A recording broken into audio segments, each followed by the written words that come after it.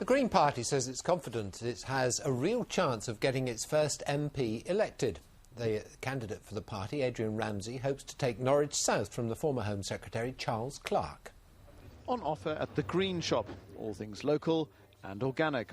But this is the product the party wants to sell above all else. Adrian Ramsay, their parliamentary candidate for Norwich South. This does only happen if you have a team of people. Today, a London Assembly member came to rally the faithful in this, their second target seat nationally. The Greens have made themselves the centre of social, civic and political life, and so it is normal for people here to vote Green. And probably, if you're going to get somebody elected to Westminster, you need it to be somewhere where people think of Green as a major party, an important party, a party that actually changes things. Norwich is a real power base for the Greens. They're now the main opposition on the City Council. In the east, they have around 40 county and district councillors, and they're contesting 2 out of 3 seats. Today, the Greens launched their campaign video, keen to stress that they're not just a single-issue party. But you might be thinking we wouldn't tackle the day-to-day issues we're all facing, like healthcare and financial inequality. We're really just trying to wait. On the stump, they sought to reinforce that message. I hope that that's important to us as well, that they do sort of make a stand and try and get in, yeah. I don't think there are, realistic possibility for to actually take control of the country. That's my car, and that's my car, and that's my car. You've got 3 cars? I've got 3 Land Rover Discovery, so that says a lot, doesn't it? Well, Norwich South is one of the Green Party's best chances for an MP, but a recent local poll put them head-to-head against the Liberal Democrats. And if that vote is split, it could be good news for Labour, who won the seat last time round. Alex Dunlop, BBC Look East, Norwich. A 40-year-old man arrested following a fatal crash in Suffolk has been bailed. A car crashed on the A146 near Beccles yesterday, killing the passenger. A second car then crashed into the wreckage. A woman was taken to hospital with minor injuries. Tributes have been paid to the man who many claim helped save the Norfolk Broads. Professor Aiken Clark, a former chief executive of the Broads Authority, died on Friday after a short illness. Under his leadership, water quality improved and lost habitats were restored. Beaches up and down the east coast are busy again, and the warm weather has brought new warnings about safety. Last summer, I'm sure you remember, a young girl died after being swept out to sea at Clacton in Essex.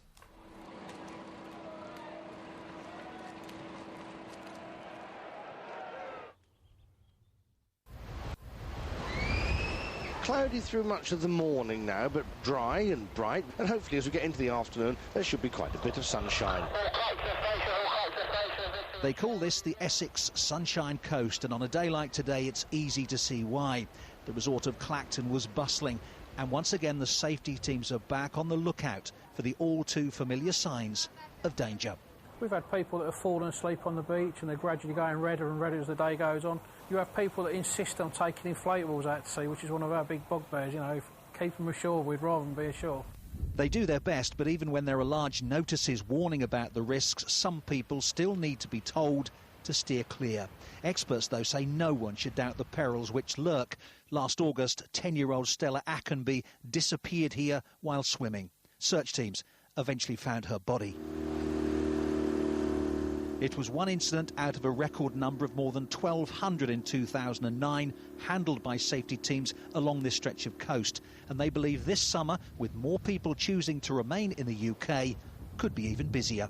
We're building up crew and equipment, and we'll be spreading out quite a bit throughout the season. So as we get busier, and the weather weather outlook is good, so we should be in for a busy season, really. The message they're giving is a familiar one: come to the coast and savour the sea. But remember to respect it too.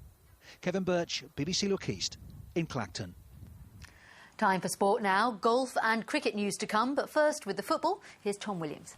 Thank you. Not a happy return to Nottingham Forest for the Ipswich boss Roy Keane. The City ground's where it all started, and things started to go wrong for him in the second half when Luke Chambers, Guy Moussi, then Rob Earnshaw all scored. A 3-0 loss. Damien Delaney also picked up an ankle injury. He could miss the rest of the season.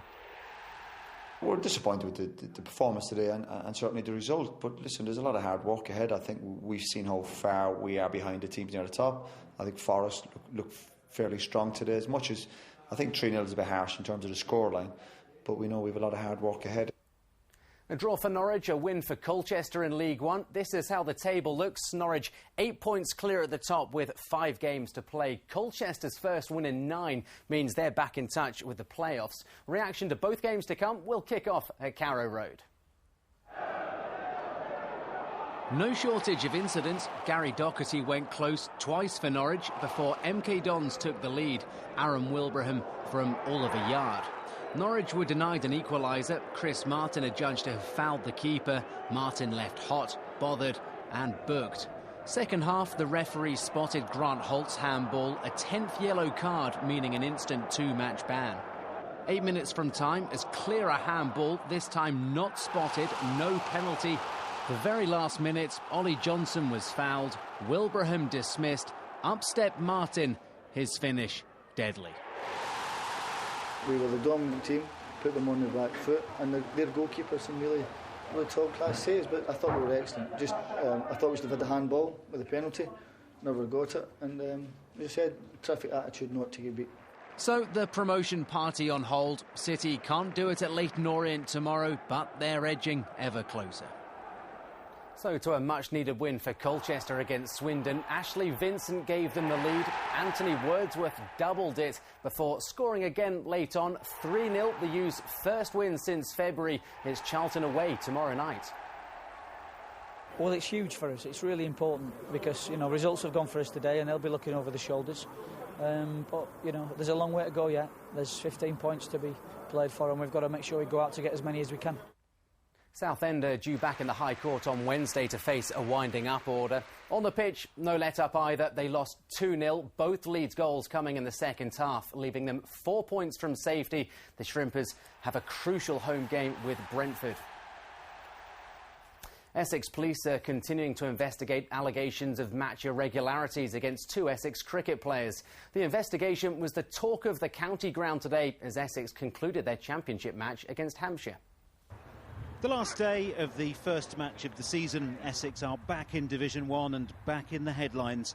Not ones they'd welcome, though. Supporters at Chelmsford today were reading about allegations against 2 of the county's players. We can't have cricket being affected by the sort of scandals you sometimes see in other sports. You assume cricket is straight.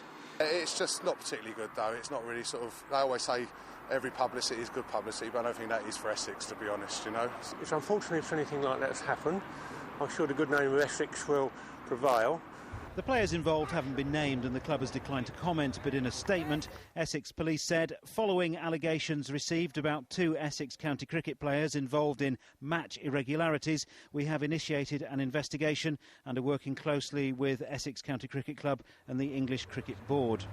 It's understood the allegations surround betting on one of the games last season and not necessarily the outcome of the game. It could be about an outcome within the game, like the number of runs scored, the number of wides bowled, or even the number of boundaries. Sean Peel, BBC Look East. Well, the outcome today, Essex won an absolute thriller. Hampshire bowled out for 185, losing their final 6 wickets for just 15 runs. Ryan Tenduscarte, who earlier made an unbeaten 66, took 5 for 13. And finally, golf. This was Ian Poulter's 73rd shot of yesterday's final round at the Masters. Safely negotiated, a disappointing weekend ultimately for the Milton Keynes golfer, who slipped back into a tie for 10th, but Poulter's climbed to 5th in the world rankings.